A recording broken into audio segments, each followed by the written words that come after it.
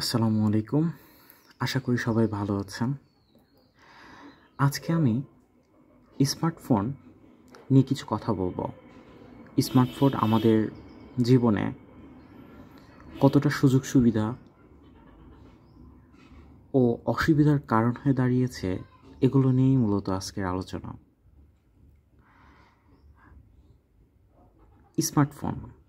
Smartphone ব্যবহারের ফলে পুরুষ নারী উভয় পরকীয়া সহ বিভিন্ন মস্তিষ্ক বিকৃত কার্যকলাপ সহ শারীরিক মানসিকভাবে নির্যাতনের শিকার হচ্ছে।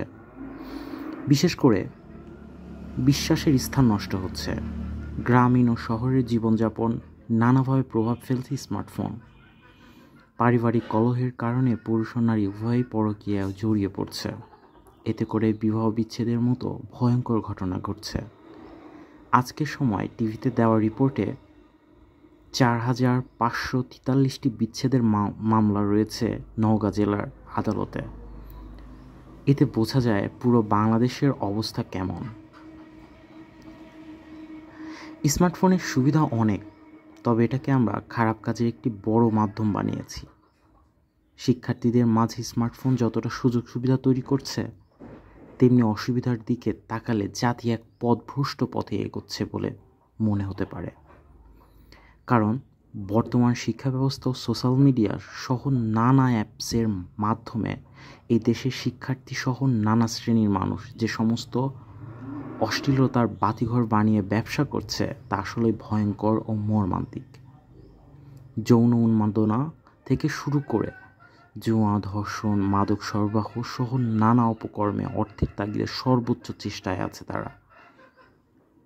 সারা বাংলাদেশের শুধুমাত্র শিক্ষার্থীদের মোবাইল সার্ভার রিপোর্টের মাধ্যমে যাচাই করতে পারেন তারা কোন কোন অ্যাপ ও ওয়েবসাইটে সময় অতিবাহিত করে। তবে অবশ্যই আপনারা সবটা জানতে পারবেন। শিশুদের হাতে স্মার্টফোন তুলে দিলেন অনলাইন ক্লাস, কোর্স, রিসোর্স করানোর উদ্দেশ্যে, অথচ তাদের ব্যাপারে কিছু অভিভাবক ছাড়া প্রায় অভিভাবক উদাসীন। কেন এমন আপনারা অভিভাবকরা? আপনার সন্তান কাদের সাথে মিশে এবং মোবাইল ফোনে কি করছে সবটা আপনার জানতে হবে। সন্তানকে সুযোগ দিন, কিন্তু সুযোগের অপব্যবহারের সুযোগ দিয়েন না। যেখানে ছিলাম, মোবাইলের কৃত্রিম নাটকীয় চরিত্রকে নিজের জীবনের সাথে তুলনা করবেন না। এতে সংসার জীবনে কালো মেঘ জমা হতে পারে। নিজ জীবনকে বাস্তবতার চাদরে মুড়িয়ে রাখেন এবং বাস্তববাদী কার্যকলাপে ব্যস্ত থাকেন। জীবন সুন্দর হবে। স্বপ্নের ঘোর থেকে বেরিয়ে আসুন।